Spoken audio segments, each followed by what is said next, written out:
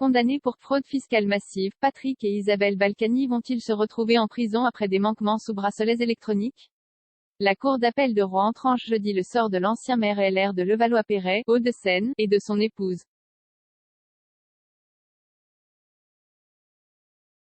Le 24 janvier, le parquet général de Rouen a requis la confirmation de la révocation le 17 décembre, par le tribunal d'application des peines, TAP, d'Évreux, de leur placement sous bracelets électroniques, a indiqué mardi une source judiciaire à l'AFP.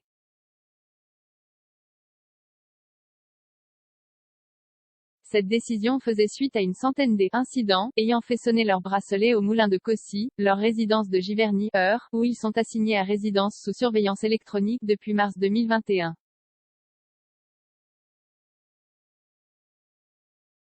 Les Balkany ont fait appel de cette révocation. En attendant, ils sont libres, a précisé la source judiciaire.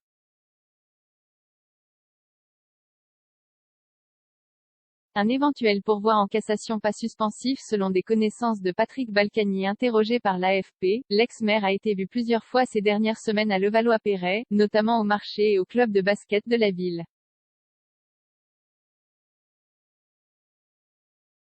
La décision de la Cour d'appel est attendue en début d'après-midi. Si la révocation est maintenue, l'ex-baron de la droite française, ami de Nicolas Sarkozy, et son épouse dormiront-ils en prison dès jeudi soir? Tout dépend si les pièces sont transmises tout de suite ou pas par le parquet général au parquet d'Évreux qui devra mettre à exécution la décision, a expliqué la source. Le parquet général peut décider d'attendre le délai de pourvoi en cassation, 5 jours.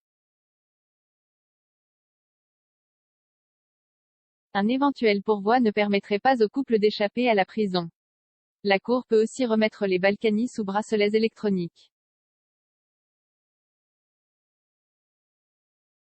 Un peu de désinvolture. Reste à savoir où se trouvera le couple qui a régné de façon presque continue pendant 30 ans sur Levallois-Perret, commune huppée de l'Ouest parisien ravie aux communistes en 1983. Si l'on en juge par le compte Twitter d'Isabelle Balkany, cette dernière disait jardiner au moulin de Cossy ces derniers jours.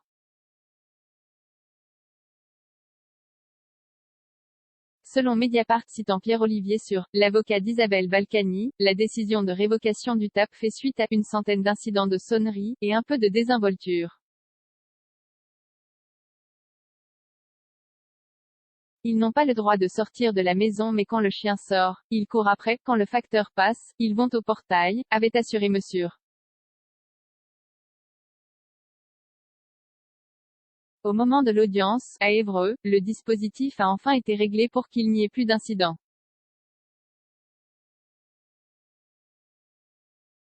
Tentative de suicide Isabelle Balkany, 74 ans, écope, elle, alors de 3 ans sans mandat de dépôt, le tribunal tenant compte de son état de santé, après une tentative de suicide début mai 2019.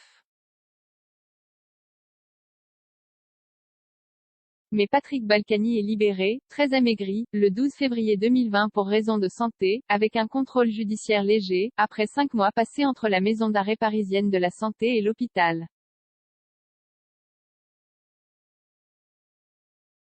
En avril 2021, il sera par ailleurs hospitalisé 5 jours pour un œdème pulmonaire et une insuffisance cardiaque.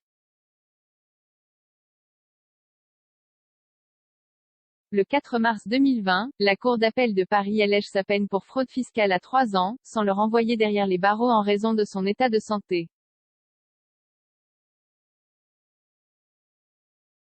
Son épouse écope de la même peine. C'est ce premier volet d'une vaste procédure de fraude fiscale qui aboutit à leur placement sous bracelet électronique début 2021.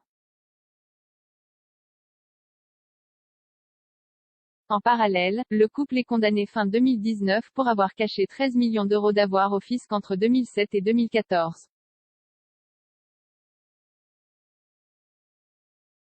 Dans ce second volet, leur peine de prison ferme sans incarcération immédiate, pour blanchiment aggravé, est alourdie en appel le 27 mai 2020.